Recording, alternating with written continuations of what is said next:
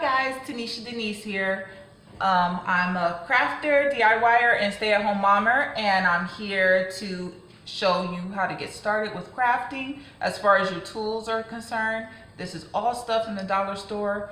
I think it was about $8, maybe between $8 and $10. So for under $10, you can get started with your crafting, and then you can build up your materials from there. Please don't feel intimidated like you can't get started if you're young or if you are just broke, because I'm broke too, so I understand you. And there are ways that you can get started. There are alternatives. I will be sharing alternatives in another video, but for this video, I just want to talk about getting started and just a good starting point. So this is your toolbox. From the dollar store, you can get a little container that you can put all your tools in. You can carry it around. So when you first get started, you probably won't have a dedicated area for your crafts. So I suggest some sort of toolbox to carry your stuff around, and then you can have a mobile area.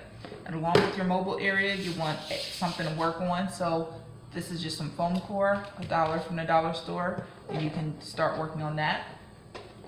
You're definitely going to want some scissors. So here's a pair of scissors from the dollar store. They work just fine. I have mine still. I've been using mine for about a year now.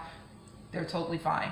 I mean, they might break in another year or so, or I might start using these scissors, but I'm just saying, just to get started, you're fine to just use some regular plain scissors. And I was using scissors to round edges, to cut out fussy cut things, to cut my paper down to size.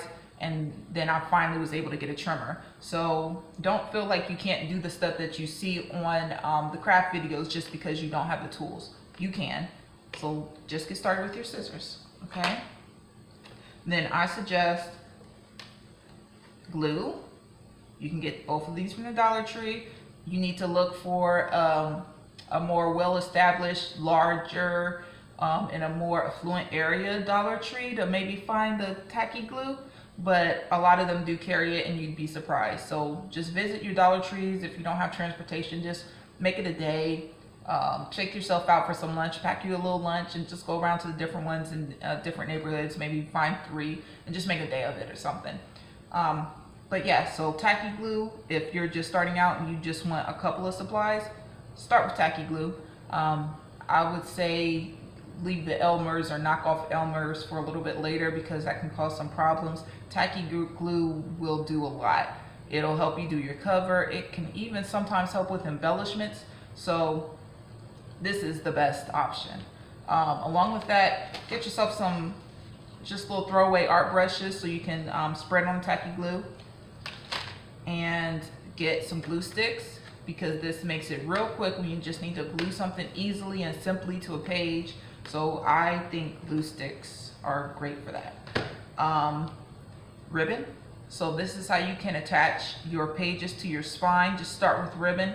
And think about it this way: if you're starting with something and it takes you a while to be able to get the tools for the other thing, you'll start to get really good with that one particular thing. So then when you move on, you'll in a way have mastered the first thing you started with. So if you use ribbon or string to bind your book together, and you just start by wrapping that around the spine, you'll learn a lot by doing that several times. And then when you're ready to start actually sewing the signatures into the spine or into the binding, then you can, kind of tackle that. So this is what I would start with, is just string, because you can decorate your books with it. You can sew things into the spine. You can make little embellishments with it. So this would be a good starting point. And then I also put paper clips, because I think paper clips are great to embellish with. And I think paper clips are really good to just, when you need to hold stuff together, when you want to hold your book pages together, your signatures, you can hold it by hand, but paper clips help. I think paper clips are one of those overlooked things, but things that you need. And I mean, you can literally, with some copy paper and maybe one piece of pretty paper, pattern paper from Michaels or Joann's, or does Joann sell paper? I don't even remember. But Michaels or Hobby Lobby, you can get started. You can make a book. Look back at that video I have on the beginner tutorial on just making a journal. And that was, I think, a cardboard box from breakfast some pattern paper, and then some copy paper and string. And it was as simple as that, and I didn't use anything besides what you see in this box. So you can definitely get started. Please, like I said, don't feel intimidated. Just get started. Just start doing what you love. Just start doing what's going to make you happy. Just start doing what's going to make you calm and peaceful and excited and serene and just all those great things. So yeah, just wanted to share that with you guys.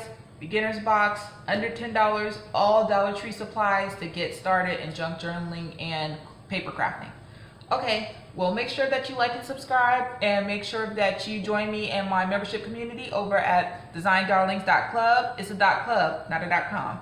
And you can get a free membership over there, and that will just allow you access to some of my members only videos and some other fun things. So make sure you check that out, and I hope you guys have a good day. Bye.